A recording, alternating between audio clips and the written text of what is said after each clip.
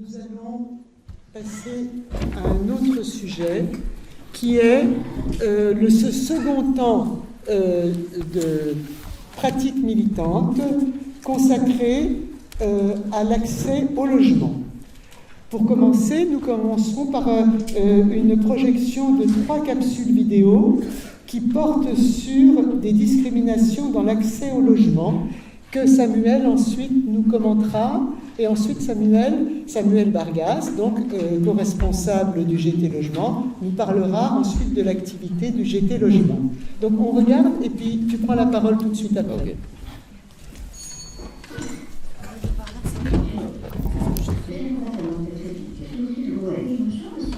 C'est moi qui traite votre dossier. Asseyez-vous. Vous avez tous les papiers? Oui. Les papiers. Parfait. Et là, vous voulez un peu? Oh non, non. Merci. Je suis un peu d'âge. Et avec le masque, c'est pas évident. Je comprends que ça fait masque. Vous prenez beaucoup? Non, pourquoi? Bon, alors une petite signature en bas de contrat, c'est parti. Ah, c'est bon, je sais. Au revoir, monsieur. Pourquoi vous lui avez accordé le crédit? Vous avez pas compris les valeurs? Vous avez peut-être un cancer? Enfin, si monsieur a un peu d'as, et c'est difficile de suivre avec le masque. C'est ma grand-mère qui a quelque chose à faire et qui laisse ma petite bête. La Ligue des droits de l'homme refuse et combat toutes les formes de racisme et de discrimination, notamment en matière de logement. Ensemble, faisons avancer la loi.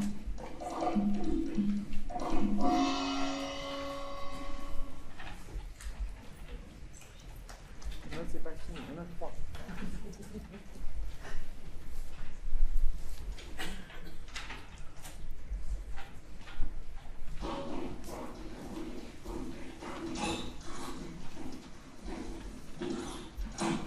Donc vous êtes en CDD. Bien. Et vous vivez seul? Je veux dire avec votre fille? Parfaitement. Je suis en cours de divorce et à la recherche d'un mari.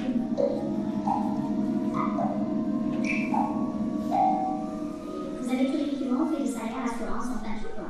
J'ai tout prêt avec moi si vous voulez consulter. Non. Non. Écoutez, je vais réfléchir et je vous referai. Faites-moi confiance.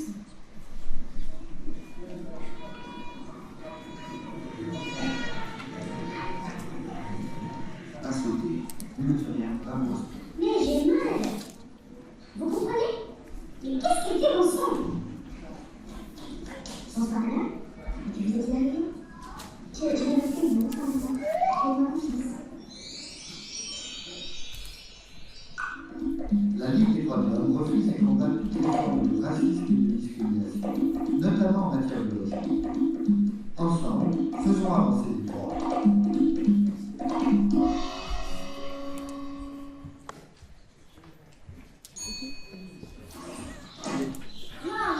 C'est exactement ce que je cherche. Et puis aussi.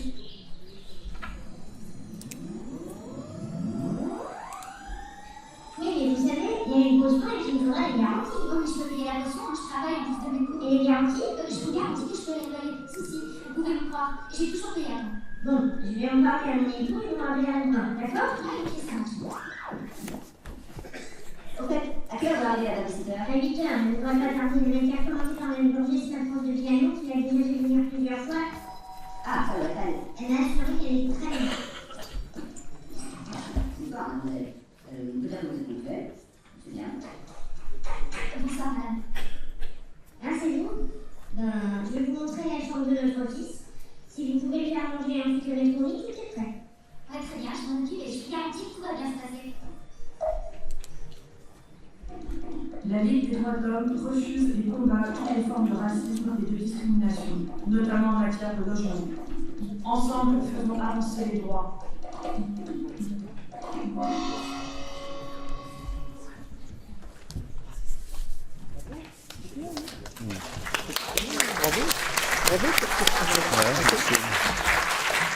Alors, je vais peut-être présenter avant que Samuel prenne la parole. Donc, Samuel Bargas, co-responsable du GT Logement. Maryse Lassalle, qui est responsable d'une antenne de la section de Dax Agglomération, l'antenne du Born. Jean-François Mignard, de la section de Toulouse. Bien sûr, Rosa, Rosa Houl-Daméziane et Philippe Bouter, voilà, qui sont membres du GT Logement. Alors tout de suite la parole à Samuel. Merci Hélène, bonjour à toutes et tous. Merci pour ce temps d'échange. Effectivement, j'essaye de co-animer le groupe de travail logement depuis plusieurs années, donc ce sera peut-être le moment de passer la main avec Rosa et toute une équipe de nouvelles et nouveaux ligueuses. Dans les capsules vidéo que vous avez vues, qui sont rapides, il est question de discrimination. En fait, on a voulu vraiment s'inspirer de situations vécues et aussi mesurées par des statistiques. On a réalisé dans le groupe de travail une journée d'études au siège il y a quelques temps avec un maître de conférence à l'université Gustave Eiffel qui s'appelle Yannick Lorty, qui travaille en équipe et qui procède à ce qu'on appelle des testings à l'échelle nationale. Et en 2016, avec l'appui de l'INSEE, il a testé 5000 annonces de logements pour louer des logements privés. Il a testé 5000 annonces qui ont été publiées par des particuliers et des agences dans 50 grandes villes en France, à partir de 5 candidatures fictives. Donc il envoyait des candidatures fictives en faisant varier des paramètres. L'âge, le type de contrat de travail, la commune de résidence et le nom et le prénom, notamment. Et il a eu pour résultat qu'il n'y avait pas de discrimination manifeste selon l'âge, ni selon le lieu de résidence connu de la part du propriétaire, mais une discrimination explicite, réelle, selon l'origine présumée, donc l'origine que s'imaginait le propriétaire, selon le nom et le prénom du candidat à la location. Et il a mesuré des différences significatives d'une ville à l'autre. Par exemple, des villes où il a mesuré des différences statistiques, attention, plus importantes sont Perpignan, Limoges, Avignon, Nancy, Amiens, Valenciennes, Orléans, Le Havre, tandis que dans d'autres communes, d'autres aires métropolitaines, il en a mesuré beaucoup moins, comme à Paris, Nice, Montpellier, Lorient ou Poitiers. Alors, il n'explique pas ces différences, mais il nous a montré qu'elles existaient, à la manière de ce que SOS Racisme avait pu aussi mesurer à son échelle. Et on a discuté en fait dans le groupe de travail et également à l'occasion des différentes réunions du comité national, l'idée de faire des capsules vidéo comme outil à disposition des sections, des fédérations, des comités régionaux. Ce nouvel outil, capsule vidéo très court, nous a paru opportun. Donc on a engagé ce travail, ce projet important de fabrication de ce que vous avez vu. Alors c'est 2 ans de travail, une coordination, c'est Julie Cathy, la réalisatrice, et qui a travaillé grâce à Denis Mercier, qui est un ligueur du Paris 19e, que j'avais pu rencontrer grâce à une camarade de section. Et Denis a été vraiment la cheville ouvrière de la section de Paris 19e pour fabriquer, parce qu'il a les outils chez lui aussi. Et ensuite, Julie a finalisé. Et ce que je veux dire aussi, c'est que c'est un travail qui a coûté 4 500 €, donc on a fait une collecte entre plusieurs sections. Il y a plusieurs sections en Ile-de-France et en France qui ont contribué. Et l'idée derrière, c'est de décortiquer des discriminations, des situations de discrimination, parce que c'est très difficile à prouver la discrimination. Pour autant, elle est subie. Il y a vraiment un rapport de pouvoir très fort entre le candidat ou la candidate et le propriétaire. Tout peut se jouer dans les 30 premières secondes. Vous avez vu dans un des films la question de l'apparence. La jeune fille qui a les cheveux comme ci ou comme ça, la propriétaire se fait une illusion, se fait un fantasme que ça ne va pas bien se passer, qu'elle ne va pas avoir les garanties. Pour autant, à la fin, elle lui dit « Je vous garantis que ça va bien se passer avec votre fils, donc je vais être la babysitter. » La question de la confiance, elle se joue beaucoup. La jeune femme avec son enfant, c'est une des situations mesurées comme parmi les plus sujettes à discrimination. Une femme seule avec des enfants, qui a peu de moyens, qui vient de divorcer.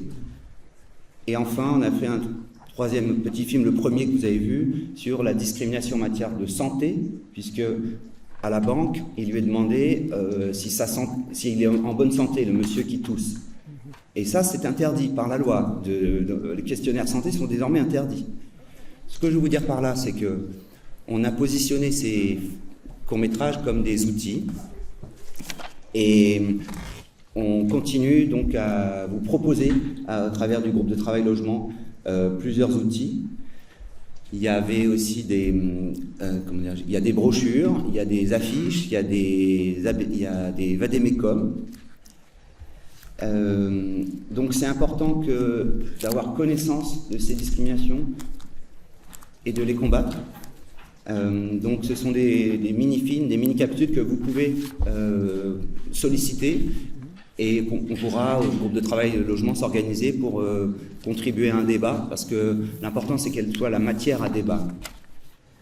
Beaucoup de propriétaires ne connaissent pas les règles légales en matière de location. Et très récemment, le groupe de travail logement a pu contribuer modestement à renouveler certaines des brochures mises à disposition par la Défenseure des droits. La Défenseure des droits elle-même est sollicitée en cette matière, donc met à disposition des brochures pour rappeler ce qui est légal et ce qui est totalement interdit. Et enfin, je voulais dire aussi que la Commission nationale consultative des droits de l'homme a publié un nouvel avis en avril 2024, qui fait suite à celui de 2016, pour demander encore une fois l'effectivité réelle du droit au logement en France. Et une ligueuse membre du groupe de travail logement a participé à ces travaux de la CNCDH. Et enfin, pour conclure, le comité national du 4 mai a pu auditionner Jean-Baptiste Ayrault du DAL et Emmanuel Cos, l'ancienne ministre du Logement, qui est aujourd'hui présidente de l'Union sociale de l'habitat, et ainsi renouveler l'intérêt que peut porter la LDH à l'échelle nationale sur ce droit au logement qui est si fragile juridiquement, mais si vital en France.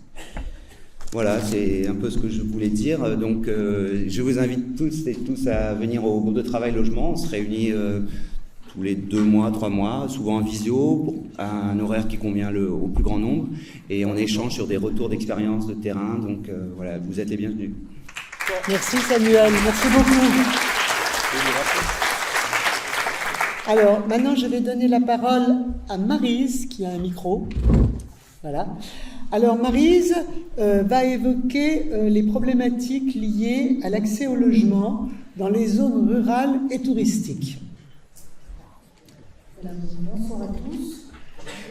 Donc, je viens des Landes, un petit coin qui s'appelle le Borne, c'est le nom d'un ancien pays, qui va en gros de Biscarrosse à Saint-Julien-en-Borne. Mais nous, notre section, notre antenne, l'antenne du Borne, s'est focalisée surtout sur 2 communautés de communes, celle de Mimizan et Castets. Sinon, on n'avait pas l'énergie et assez de monde pour couvrir tout le territoire du Borne. Voilà, donc nous sommes une antenne, nous dépendons de la section de Dax. Peut-être qu'un jour nous allons créer une section, mais c'est en pourparlers. On fait d'abord un peu le tour de l'équipe pour voir qui est motivé.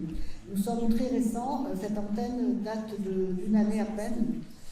Alors je vais donc vous montrer un peu ce qu'on a fait déjà en 1 an et demi. Donc nous sommes 7 membres, inscrits au groupe de travail de logement. Donc ça c'est un groupe très important pour nous parce que nous ne connaissions absolument rien au sujet du logement il y a 1 an. Et donc il a fallu acquérir toute une culture sur ce sujet. Et grâce à ce groupe de travail sur le logement, nous avons des informations sur l'évolution des lois et sur les luttes en cours. Voilà, nous avons créé donc un mail et un site. Voilà, en 2023, alors nous ne sommes pas du tout juristes, parmi les 7 membres, personne n'a de compétences en droit, donc c'est un peu difficile de conseiller les gens directement sur leur droit. Donc nous avons surtout, nous sommes centrés sur l'organisation d'événements où on essaie de créer des rencontres entre les élus, les associations qui défendent le logement et puis même les professionnels. Voilà. Donc les manifestations publiques, en 2023, on en a fait 3, 2 ciné-débats, Le film Push, je vous le conseille, si un jour vous voulez faire un débat sur le logement, c'est une très bonne introduction au sujet, parce que ça parle du problème de spéculation immobilière dans le monde, qui vit de les villes. Voilà, donc Push, chasser les villes.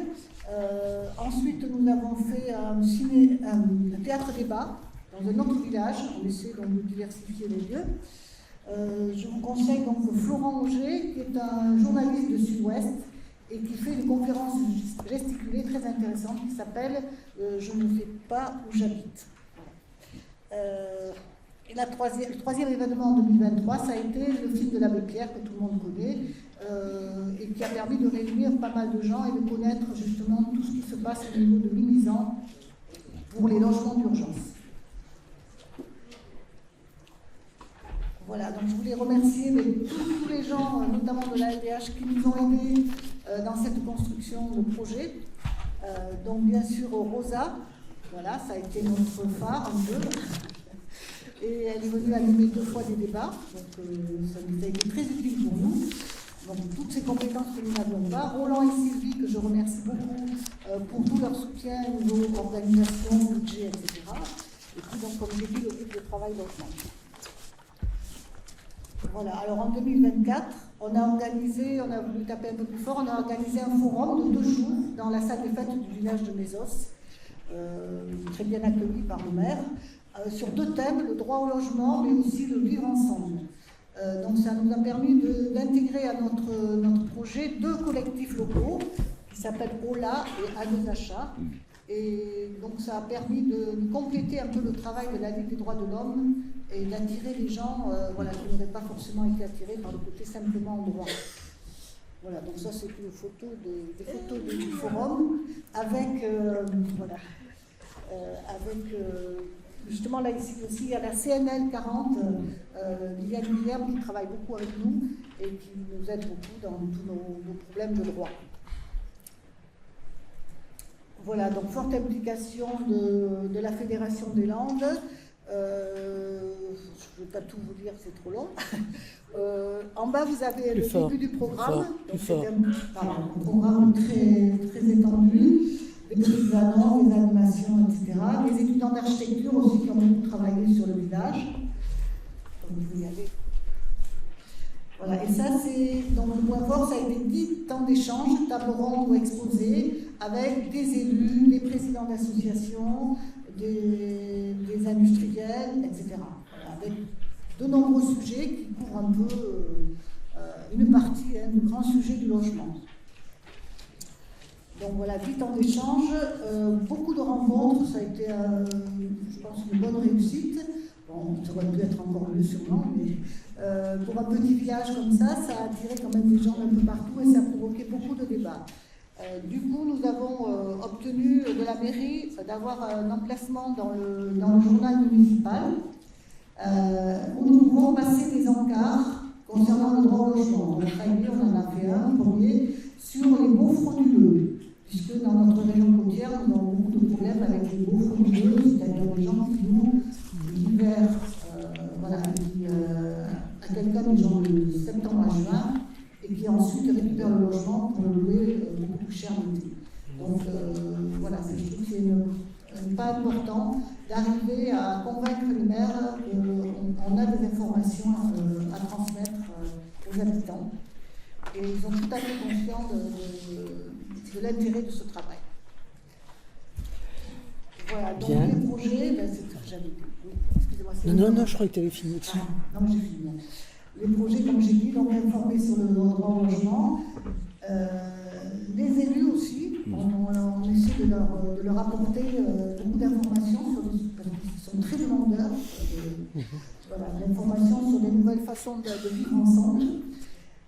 Voilà, organisation de rencontres et puis de participation à des actions. Voilà, on fait aussi une petite ouverture sur habiter ici, mais aussi ailleurs. Par exemple, le mois prochain, on fait une exposition sur habiter au Japon. Donc, on va aussi confronter un peu nos 2 sociétés.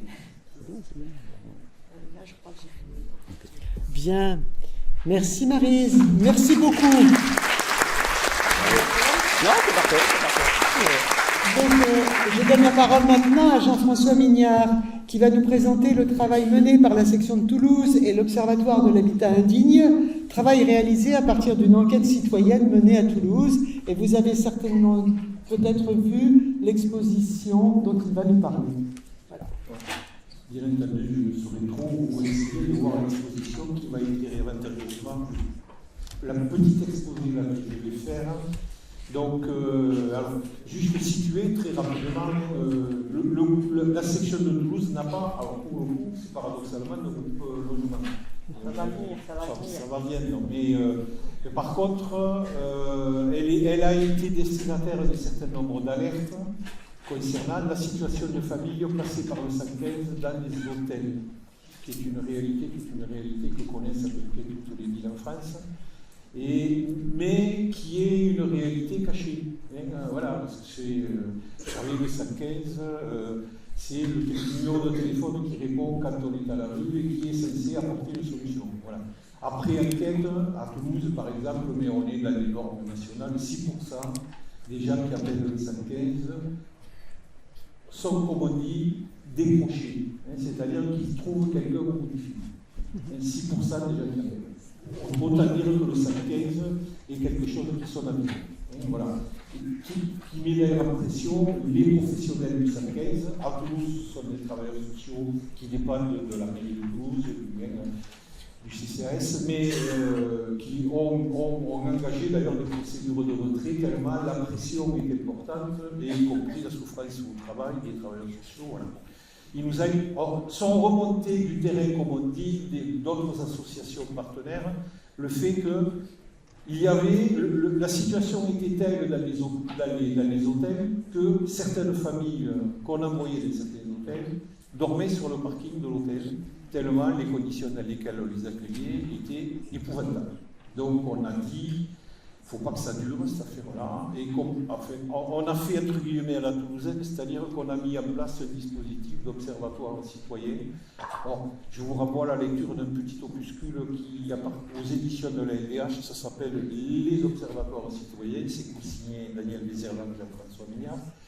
C'est le service de communication qu'il avait fait, dans lequel on explique un peu ce que nous on appelle les observatoires citoyens, comment ça fonctionne, les outils, etc. etc. Là, on s'est dit on y va, on en avait déjà fait, on a fait à propos du police policière. Et donc on est parti à la découverte de ce qui s'est passé dans ces hôtels-là, pour donner de la visibilité à ça, pour que les gens voient ce qui se passe. Première des choses, mais non seulement qu'ils voient, mais que ça les alerte au-delà de ce que ça les indigne, que ça puisse engager une dynamique au-delà de la dimension scandaleuse qu'il y a d'emblée et qui est assez révoltante. Et alors on a fait ce qu'on fait d'habitude, c'est-à-dire qu'on a métissé un certain nombre d'approches, des militants, des activistes, pour faire anglo-saxon, des militants, des universitaires. On travaille toujours avec un labo universitaire, à l'occurrence le labo de sociologie de l'université de Torres à Toulouse. Et pour le coup, on avait des questions qui renvoyaient à donner à voir. Et donc, on a travaillé avec des photographes professionnels. L'exposition que vous voyez dans le hall là-bas, c'est une exposition qui est faite avec quatre photographes professionnels qui ont travaillé comme boss. Et on a, pendant plus de 8 mois, fait un travail systématique sur les 50 hôtels identifiés sur Toulouse. Les 25 des 50 hôtels identifiés sur Toulouse, dans lesquels le 115 envoie des familles. Alors, je dis des familles, parce que ce sont essentiellement des familles. Voilà. Et en disant, est-ce que réellement on assiste aujourd'hui à quelque chose qui est de l'ordre de la mise à une situation de difficulté de ces familles par l'État, c'est-à-dire que l'État qui annonce lutter contre l'habitat indigne, n'est-il pas en train de fabriquer un dispositif qui produit de l'habitat indigne, voilà, et qui le justifie d'une certaine manière. Ou s'il ne le justifie pas, reste extrêmement silencieux. Voilà. C'était ça l'idée. Voilà. Alors, on a en gros donc 25 hôtels investigués, combien on a eu le nombre de personnes, on a rencontré une 60aine de personnes, On a aussi interviewé, alors bon, je ne vous raconte pas tout le boulot avec les sociologues de la fac, avec lesquels on a travaillé à partir de grilles de travail, qu'on a fait évoluer au fur et à mesure des rencontres. En gros, c'était des équipes de 2. Il y avait le photographe, et à côté du photographe, il y avait, c'est une dénomination trouvée d'ailleurs par les photographes, le scribouillard. Le scribouillard, c'est le militant qui a travaillé, qui a été formé un peu à l'entretien sociologique et qui prend des notes. Et l'idée, c'est comment on travaille en interaction l'un avec l'autre. Et troisième membre du groupe, la plupart du temps, un architecte urbaniste qui essaye de voir comment ça fonctionne. Comment une chambre d'hôtel de 12 mètres carrés, comment on peut rendre compte de la manière dont elle est foutue, dans lequel certaines familles vivent depuis 2 ans. 5 personnes dans la famille, 12 mètres carrés. La famille est au 7e, la douche et les WC sont au 13e.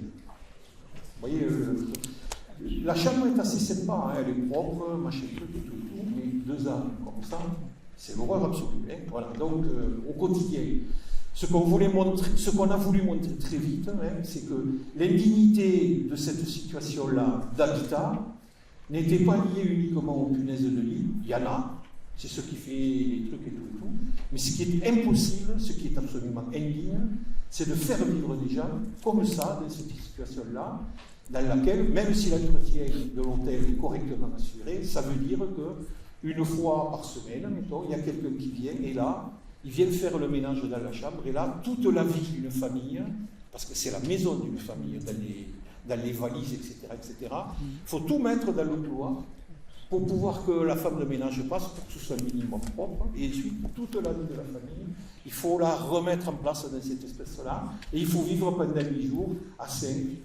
manger alors que c'est interdit, dormir, jouer, etc. Voilà. On a, en gros, alors, les éléments aussi,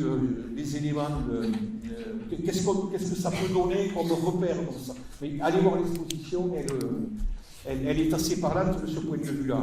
En gros, sur les 25 hôtels investigués, on va dire, et les familles rencontrées, 25 à 30% profitent du 115 et des financements préfecture, tout ça facturé préfecture, prix fort.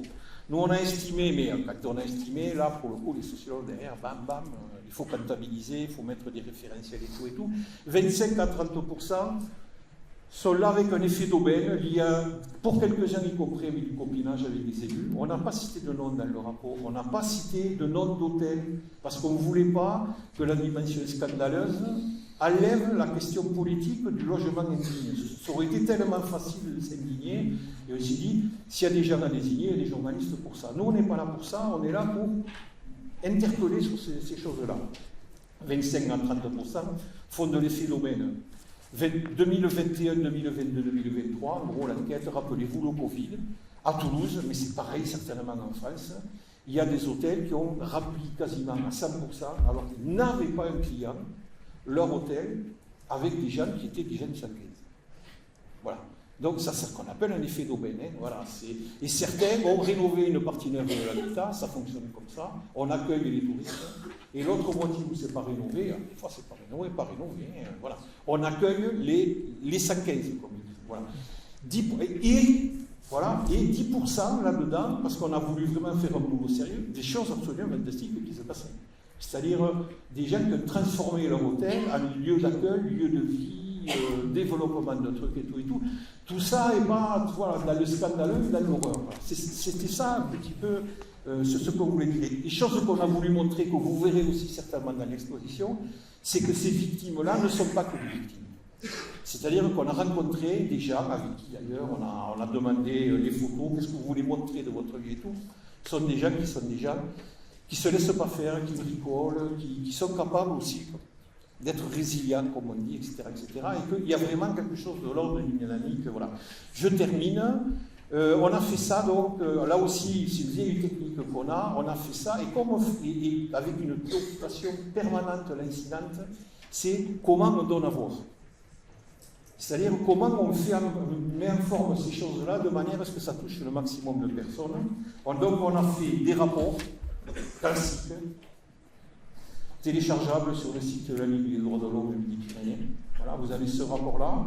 On a fait 2 expositions. Une exposition que vous verrez là, qui est l'exposition pédagogique, nous on l'appelle. Elle est disponible, vous pouvez la commander au service de communication, et on fournit même des gens qui viennent de l'animer, y compris, qui ont participé au débat, qui viennent parler de ce genre de questions-là. Puis on a fait une expo, une vraie avec des vrais photographes. Elle est à l'heure actuelle, elle ouvre, le vernissage, on l'a fait tourner dans 15 villes en France déjà, et là on ouvre le vernissage à la cité, au Château d'Eau à Toulouse, qui est une structure d'exposition photographique, c'est la Fondation Biosède, qui est la galerie photo de Toulouse, et elle y sera pendant un mois. On attend avec bonheur les policiers municipaux qui viendront visiter le Château d'Eau, qui est un truc assez prestigieux, dans lequel il y a des photos que vous verrez là tout à l'heure. Voilà. On a aussi fait, on a eu une sous-marine qui était une réceptionniste, qui a fait de ce qu'on appelle l'observation participante, elle s'est fait embaucher pendant 2 mois comme réceptionniste, pour aller voir ce que ça fait aux gens aussi qui vivent là-dedans.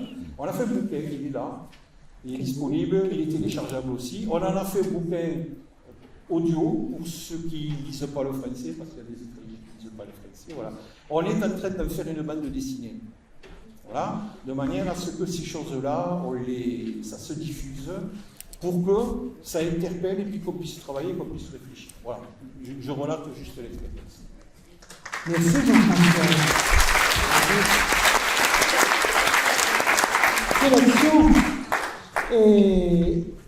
Je me permets d'ajouter que les conditions de vie particulièrement indignes impactent souvent, principalement et d'abord les enfants qui vivent dans ces conditions-là. Voilà.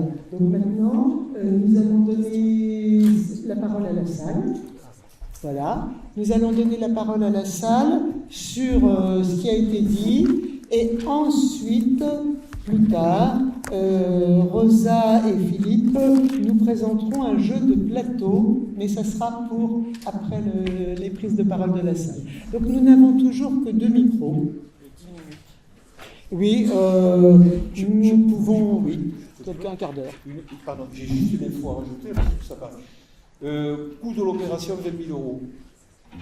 10 000 euros de la DRAC, 10 000 euros de l'université. Bravo, vraiment bravo.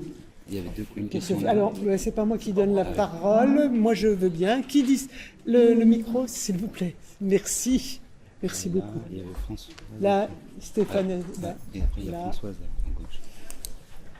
Là, il y a là. Et Françoise. Et Françoise. Oui, il faudra le dire. Bonsoir, Stéphane Aspi, la section des Pyrénées. Je voudrais savoir si au niveau national, il y a aussi des personnes qui rachètent des vieux hôtels pour louer des chambres à des personnes étrangères qui ont pas de séjour et qui sont actuellement dans la précarité. Première question. Deuxième question, dans ces hôtels, il y a des propriétaires d'hôtels qui ne laissent pas rentrer des associations. Donc, il va falloir si c'est le plus du national. Et troisième question, c'est le fait que les patrons des propriétaires de ces hôtels se comportent de façon fascisante en interdisant les enfants d'aller jouer à la chambre des autres et puis en ayant des règles draconiennes. Merci Stéphane. On va procéder à une réponse à plusieurs voix peut-être. Vas-y. Alors, sur la première question, je n'en sais rien, mais j'imagine bien effectivement qu'il y a des gens qui... Vous verrez que nous, notre conclusion, c'est qu'à l'heure actuelle, l'État est en train de faire prospérer le secteur privé du logement, entre guillemets, social d'urgence au détriment du dispositif actuel, c'est relativement moins cher, ça coûte un bras, le logement alimentaire au passage. Voilà. Il y a l'existence, on est en train de privatiser une partie de la prise en charge de l'hébergement d'urgence via le dispositif du 115, etc.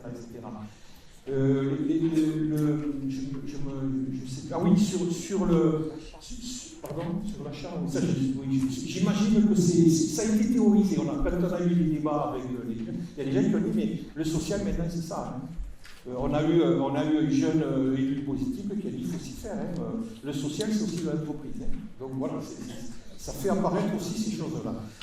Sur les propriétaires d'hôtels, la manière dont c'est géré, les règles et tout ça, vous le verrez là aussi dans l'expo, bien sûr, et y compris, on a été amené à intervenir, alors pour le coup, pas observatoire, mais Ligue des droits de l'homme, on a écrit à des directeurs d'hôtels leur disant, là, ce qui se passe chez vous, ça ne fait pas ça. Il y a un réceptionniste qui a les mêmes baladeuses, il y a ça aussi, je veux dire, et ce genre de truc-là, si vous y mettez pas bon ordre, ça va pas le faire. Voilà. Donc, et il y a des hôtels, pour raconter comme ça dans lesquels la police, avec qui on a discuté d'ailleurs sur ces trucs-là, nous a dit y allez pas. Vaut mieux pas y aller. Et chaque fois qu'on y est allé, on a bien sûr chanté le directeur de l'hôtel, tout ça, évidemment. Merci Samuel. Un petit complément, c'est que dans un hôtel, vous le savez peut-être ce soir, vous serez à l'hôtel, vous êtes soumis à la réglementation du code de la consommation. Et vous n'êtes pas, quelqu'un qui habite dans un hôtel n'est pas protégé par la loi de 1989. Il n'est pas un locataire en tant que tel. Donc, ce n'est pas du logement, ça veut dire qu'il peut être expulsé du jour au lendemain. Effectivement, il y a beaucoup de règlements de foyers et d'hôtels qui sont liberticides, mais encore une fois, il n'y a pas de rapport locatif. Et c'est un des enjeux, c'est-à-dire qu'il faut plutôt se battre pour qu'il y ait plus de logements sociaux adaptés aux revenus de ces personnes, pour qu'elles vivent dans des conditions plus dignes. La dignité, c'est vraiment le sujet. On ne peut pas rester dans un hôtel toute sa vie, 12 mètres carrés, les bagages n'en plus finir, les conditions d'hygiène déplorables. Voilà, il faut vraiment se mobiliser en réseau, localement, pour interpeller les élus et leur dire « ça, c'est plus possible ». Rosa veut compléter? Oui, je dois donner, par rapport à la question de l'achat des hôtels, on a déjà eu des associations qui achètent des bâtiments entiers, je ne sais pas si dans toutes les régions, Habitat et Humanisme, les futurs locataires retapent les logements avec l'association. On a plusieurs autres opérations qui se sont faites, notamment nous à Bordeaux, et en fait, il ne s'agit pas... alors, tu as parlé de l'ADH, je n'ai pas bien compris, peut-être que je me trompe, mais en fait, effectivement, des initiatives innovantes qui sortent de l'ordinaire. Il y a aussi des propriétaires qui acceptent, avec en contrepartie la garantie que on venait de parler avec une association, la association dont je fais partie, qui s'appelle AREM, on fait des hébergements solitaires, on fait des commodas d'1 à 3 ans, et on a même des fois régularisé des squats. Et donc, à l'heure d'aujourd'hui, il y a beaucoup d'expériences qui permettent de pallier au manque de l'État, au manque des collectivités territoriales. Mais ce n'est pas une fin en soi. C'est juste des aménagements pour qu'on puisse éviter au maximum de personnes de ne pas se retrouver dans la rue.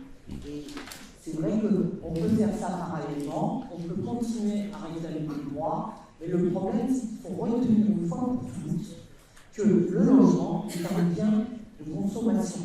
C'est-à-dire qu'il y a des gens, il y a peut-être une question dont on parlait à midi avec certainement du JV, on a envie de travailler sur la notion de propriété privée.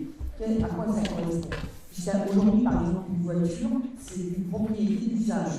C'est-à-dire qu'on a des colocations, des voilà. À voir comment on peut travailler là-dessus aussi, à réfléchir.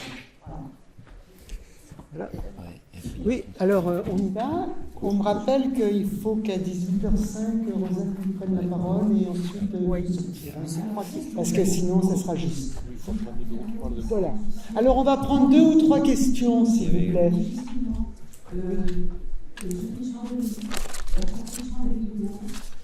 On a des tours, ça fait plus de 50 ans qu'elles existent. Il n'y a jamais eu de service de maintenance pendant 50 ans. Pendant 2 ans, nous avons été chamboulés parce qu'ils ont fait des travaux, renouvellement des fenêtres, des chauffages et tout. Nous avons des augmentations à plus de 20% d'augmentation de loyer. Nous avons dû voir avec les chambéries pour qu'on soit entendu. On n'a pas été entendu. Là, on est en litige avec Christian Habitat, c'est notre bailleur, pour que nous soyons considérés comme pas des clients, mais des locataires et des usagers. Parce que maintenant, si vous habitez même en logement social, vous n'êtes plus usager, vous êtes client. Ce qui donne une autre idée de la donne. Alors moi, je vais vous dire une chose. Moi, on est un collectif. Si jamais ça vous dit, vous tapez sur votre ordinateur collectif d'Andalousie et créez CNL Chambéry sur Facebook. Et vous allez voir tout notre. Excusez-moi, je veux faire un petit rappel, c'est des questions parce qu'on est contraint par le temps. Par contre, merci Annette. On va donner la parole à Françoise et ce sera la dernière intervention avant Rosa. Alors, juste pour vous dire qu'on vous propose après au GT Logement. Rosa, attends, t'as pas de micro, je peux passer après. Mais on m'entend, Ah bon, c'est pas grave alors. Je croyais que mon métier permettait par des formes. Non, juste pour vous dire que après on a la réunion du GT Logement. Si vous avez envie de poursuivre, parce que là on vous a limité le flux d'heures. Donc voilà, c'est juste un petit rappel. Merci Rosa. Et on termine. Oui, je voudrais vraiment saluer le travail que fait ce GT Logement. Je trouve que vraiment ils font du bon boulot, ils prennent de belles initiatives. La dernière, celle au Conseil national de samedi, j'ai trouvé ça passionnant. Ce qu'a raconté Nathalie Post, notamment, c'est vraiment beaucoup apprécié. Après, je dois faire deux remarques. Hélène, tout à l'heure, a évoqué des enfants qui dorment à la rue. Je crois que c'était en novembre, la Fondation Abbé Pierre évaluait à 3 000 enfants le nombre d'enfants qui dormaient dans la rue. C'était une augmentation de 40% par rapport au début. Ça veut dire quelque chose. Et ça veut dire aussi quelque chose pour les enfants de venir à la rue. Il n'y a pas de réponse au témoignage de Françoise. On ne fait pas de réponse au témoignage de Françoise. On ne fait pas de réponse puisqu'elle nous explique. Comment vous pouvez inviter un copain à fêter votre anniversaire? Et c'est important pour le gamin de fêter son anniversaire quand vous dormez dans la rue. La deuxième chose que je voulais dire, c'est que la Fondation Abbé Pierre et d'autres fondations se sont beaucoup plaints lors du premier quinquennat de la crise que finalement ils ne s'intéressaient pas du tout au logement, c'était une question qui n'existait pas. Ils commencent à s'y intéresser un petit peu, je vous dis malheureusement, parce qu'avec le détricotage de la loi SRU, c'est vraiment un coup cadeau que ce gouvernement a fait à certaines communes pour justement ne pas construire de logement social. Françoise, pour ce rappel. Alors maintenant, comme disait Rosa, la discussion va se continuer lors de la réunion du GT Logement qui va avoir lieu. Alors, j'ai plusieurs informations à donner. Tout d'abord, est-ce que dans l'Assemblée, il y a des personnes qui souhaitent participer, là, à partir de 18h30, au GT Liberté et Technologie de l'information et de la communication? Est-ce que vous pourriez lever la main? C'est juste pour savoir combien de personnes vont participer à ce GT. Donc, j'ai bien dit Liberté et Technologie de l'information et de la communication. Alors, ils font ce qu'ils veulent. Hein. Alors, on a une personne. Voilà, c'est pour Marie, c'est important qu'elle le sache. Voilà Marie, c'est fait. Alors maintenant, nous allons donc quitter les lieux pour nous rendre dans d'autres bâtiments pour les réunions suivantes. Les réunions des GT, les rencontres avec les trésoriers et le service juridique, la réunion de la commission des résolutions et la réunion de la commission des vœux. Alors, les lieux sont indiqués sur la diapo, normalement, qui est derrière moi, dans le hall et dans la lettre du Congrès. Alors, attention, 18h30, rassemblement dans le hall. Et il y aura un départ groupé. Il y aura deux groupes. Il y aura un groupe qui va se rendre à l'Athénée et un groupe qui va se rendre au Douve. Donc, c'est deux groupes différents en fonction du GT ou de la réunion à laquelle vous allez assister. Voilà. Alors, mais écoutez, normalement, vous avez récupéré vos affaires au vestiaire, parce que sinon, c'est presque trop tard. Hein. Et bien, écoutez, pour moi, c'est bon. Et comment? On devait pitcher. Ah, oh mon Dieu, Rosa, je te prie de m'excuser. Je suis tellement prise par le temps. Rosa, toutes mes excuses. Alors, Rosa, je t'en prie. Bon, Rosa. Alors, nous allons, je vais faire un petit complément d'information après mon co-responsable. Ça fait 1 an et demi qu'on essaie de travailler sur différentes méthodologies au niveau du GT logement. L'idée, c'est de travailler en équipe d'animation. On est une douzaine à animer le groupe sur des thématiques. On a décidé depuis plus d'1 an de travailler en transversalité. C'est pour ça qu'à chaque réunion de GT, on invite d'autres groupes de travail. On a reçu l'environnement, on a reçu l'enfance et l'éducation. Voilà, on a reçu beaucoup de GT et on travaille dans ce sens. L'une des choses sur lesquelles on va travailler à partir de la fin du congrès, c'est qu'on va travailler sur des outils pédagogiques, des mallettes didactiques et ludiques. Vous avez eu un exemple avec les micro-vidéos qu'on a faites. L'idée, c'est qu'on va créer plusieurs jeux, donc un jeu de plateau qui sera sur le parcours résidentiel. Donc, à ce sujet-là, on vous donne rendez-vous ceux que ça intéresse lundi à l'heure du repas, parce qu'on a besoin aussi de vos retours. Ça va nous prendre 2 années de travail, avec des enquêtes, un peu comme, ben voilà, un bon exemple de Toulouse, hein, c'est pour ça qu'on a invité la section de Toulouse, puisque l'idée, c'est de faire ça. Du coup, ce jeu de plateau sera vendu parce que c'est 2 ans de travail, c'est pas que du bénévolat, il y a aussi derrière beaucoup de conception, beaucoup d'illustrations et autres. Et ce qui est très important, c'est que quand on a fait des réunions inter-GT, on s'est aperçu que bon nombre de groupes de travail avaient des sommes d'outils pédagogiques hyper intéressants. Et franchement, il faut qu'on les mette en commun pour pouvoir les faire circuler dans toutes nos sections. Et c'est très très important parce que c'est là que les collectivités territoriales nous attendent. Vous avez des exemples d'expositions qui sont formidables. Il y a aussi des livrets pédagogiques. Par exemple, sur l'expo FITH, on a aussi des livrets pédagogiques qui vont avec. Voilà. Je vais passer la parole à Philippe, parce que par rapport au jeu de la cour, on est 2 spécialistes, mais lui est encore plus spécialiste que moi. Alors Philippe, bravo Rosa, bravo. Du groupe de logement, je fais cette et on a parlé de l'idée de faire un jeu. J'ai rebondi sur mon expérience. J'ai reçu un jeu cadeau sur le logement, ici, dans le cadre d'une enquête de sociologie, pas de sociologie au sens plutôt, sociologie d'enquête, recherche-action, sociologie créatrice. Et j'en ai tiré un jeu de plateau. Le texte était sur la reconstruction neuve en Ile-de-France. De pouvoir arriver à la reconstruction neuve pour produire tous les logements du bureau de commerce dont on a besoin. Et j'ai l'idée d'en faire j'ai construit un jeu de plateau coopératif et stratégique qui s'appelle CISAN. Si ça vous intéresse, je pourrais vous montrer. L'idée, c'est de s'inspirer d'intimité. L'idée, c'est de s'inspirer de cette expérience pour ça, le jeu sera certainement pas du tout, et c'est en plus de s'inspirer de cette expérience-là.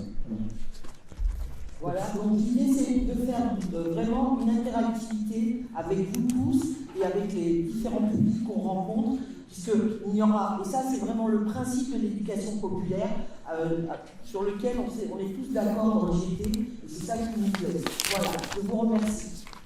Bravo. Dans lundi, ceux que ça intéresse, on peut discuter, échanger autour du repas. Merci, je repasse la parole à Hélène. Merci. Et merci à tous les membres du GT Logement qui étaient là ce soir. Merci à eux et bravo pour le travail qu'ils mènent. Bravo.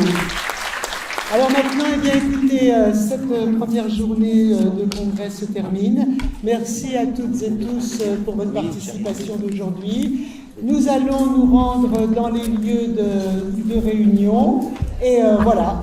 Et donc, nous continuons par les réunions des groupes de travail. Allez.